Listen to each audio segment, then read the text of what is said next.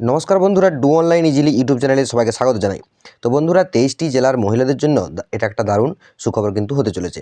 রাজ্যে প্রায় 35,000-এরও বেশি অঙ্গনওয়াড়ি কর্মী নিয়োগ করা হবে। তার মধ্যে রয়েছে আইসিডিএস কর্মী ও সহায়িকা। এই নিয়োগে যোগ্যতার কিন্তু বিরাট একটা পরিবর্তন হতে চলেছে। তো পুরো ভিডিওটি দেখুন, তাহলে আপনারা সম্পূর্ণ তথ্য পেয়ে যাবেন।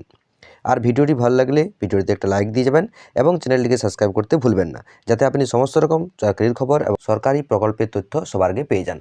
তো দেখুন কি তথ্য উঠে আসছে। তো এটা আজকের বর্তমান ব্যাপার, সেখানে কি বলা হয়েছে আপনারা একটু দেখে নিন। এখানে বলা হয়েছে অঙ্গনওয়াড়ি কেন্দ্রগুলি শূন্যপদে 35,000-এরও বেশি কর্মী ও সহায়িকা নিয়োগ করতে চলেছে কিন্তু রাজ্য সরকার। ইতিমধ্যে কয়েকটি জেলায় নিয়োগ প্রক্রিয়া শুরুও হয়ে গিয়েছে।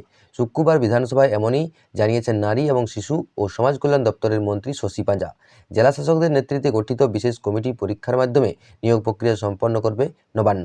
তবে এসব কেন্দ্রে কর্মী নিয়োগে দেরি হওয়ার জন্য কেন্দ্রীয় সরকারকে দায়ী করেছেন মন্ত্রী। তার দাবি, কেন্দ্রীয় নিয়োগ সংক্রান্ত নিয়মকানুন পরিবর্তন করার জন্যই সমস্যা তৈরি হয়েছিল। এখন সেই সমস্যা দূর হয়েছে। প্রসঙ্গত, কেন্দ্রের নয়া নিয়মে অঙ্গনওয়াড়ির কর্মী ও সহায়িকা উভয় পদে আবেদনের জন্য ন্যূনতম শিক্ষাগত যোগ্যতা হতে হবে উচ্চ মাধ্যমিক পাস। এতদিন অষ্টম শ্রেণী উত্তীর্ণ হলেই সহায়িকা পদে আবেদন করা যেত। অর্থাৎ আপনাদের যে শিক্ষাগত যোগ্যতা হতে চলেছে সেটি হলো ন্যূনতম আপনাদের শিক্ষাগত যোগ্যতা লাগবে কিন্তু উচ্চ মাধ্যমিক পাস, তবেই আপনারা কিন্তু এখানে আবেদন করতে পারবেন। তো যেটা আগে ছিল অষ্টম শ্রেণী পাস করলে কিন্তু আপনারা এখানে আবেদন করতে পারতেন, এবার কিন্তু সেটা পরিবর্তন করে উচ্চ মাধ্যমিক পাস কিন্তু আপনাদের শিক্ষাগত যোগ্যতা হতে হবে, তবে আপনারা এখানে আবেদন করতে পারবেন। তারপর বলা হয়েছে, শুক্রবার বিধানসভায় লবিতে সাংবাদিকদের প্রশ্নের উত্তরে শশী দেবী জানিয়েছেন, রাজ্যে মোট 1,19,481টি অঙ্গনওয়াড়ি কেন্দ্র আছে। প্রতি কেন্দ্রে একজন করে মহিলা কর্মী ও সহায়িকা থাকেন।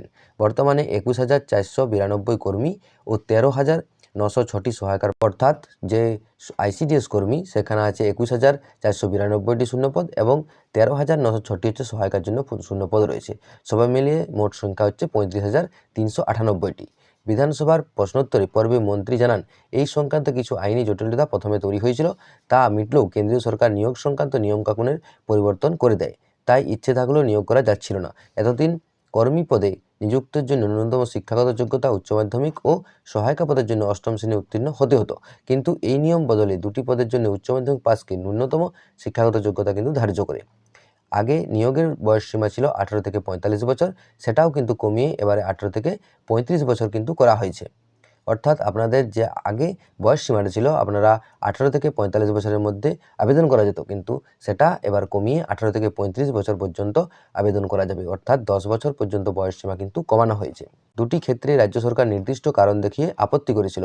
তার প্রেক্ষিতে কেন্দ্রীয় সরকার জানান, অষ্টম শ্রেণী পর্যন্ত শিক্ষাগত যোগ্যতা নিয়ে যারা সহায়িকা হয়েছেন কর্মী পদে, তাদের কিন্তু পদোন্নতি আটকাবে না।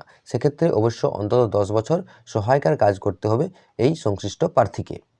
এরপর বলা হয়েছে, অঙ্গনওয়াড়ি প্রকল্পের খরচের 60 ভাগ দেয় কেন্দ্র, 40 ভাগ দেয় রাজ্য সরকার। রাজ্য সরকারের এই নির্দিষ্ট খরচের বাইরেও কর্মী সহায়কদের মাসিক ভাতার জন্য মাথাপিছু যথাক্রমে 3,750 টাকা এবং 4,050 টাকা কিন্তু দেয়। ফলে কর্মীরা সব মিলিয়ে 8,350 টাকা এবং সহায়িকার বেতন 6,300 টাকা করে ভাতা পাচ্ছেন।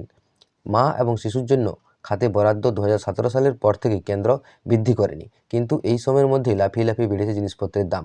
এই পরিস্থিতিতে কেন্দ্রকে বারবার আবেদন করা হলেও তারা কিন্তু বরাদ্দ বাড়ায়নি, এরকমই অভিযোগ করছেন কিন্তু মন্ত্রী শশী পাঁজা। তো আপনারা পুরো জিনিসটা জানলেন যে মোট যে শূন্যপদ আছে আইসিডিএস কর্মীর জন্য 21,492টি এবং সহায়িকার জন্য 13,906টি, এবং আপনাদের শিক্ষাগত যোগ্যতা করা হয়েছে যেটা অষ্টম শ্রেণী পর্যন্ত ছিল, সেটা কিন্তু দুটোই আইসিডিএস কর্মী এবং সহায়িকার জন্য দুটোর ক্ষেত্রেই উচ্চ মাধ্যমিক পাস শিক্ষাগত যোগ্যতা কিন্তু লাগবে। এর পাশাপাশি আপনাদের যে বয়স সীমা ছিল আবেদন করার জন্য, সেখানেও কিন্তু 10 বছর কমানো হয়েছে। আগে ছিল 18 থেকে 45 বছর এবং সেটা এখন বর্তমানে করা হয়েছে 18 থেকে 35 বছর।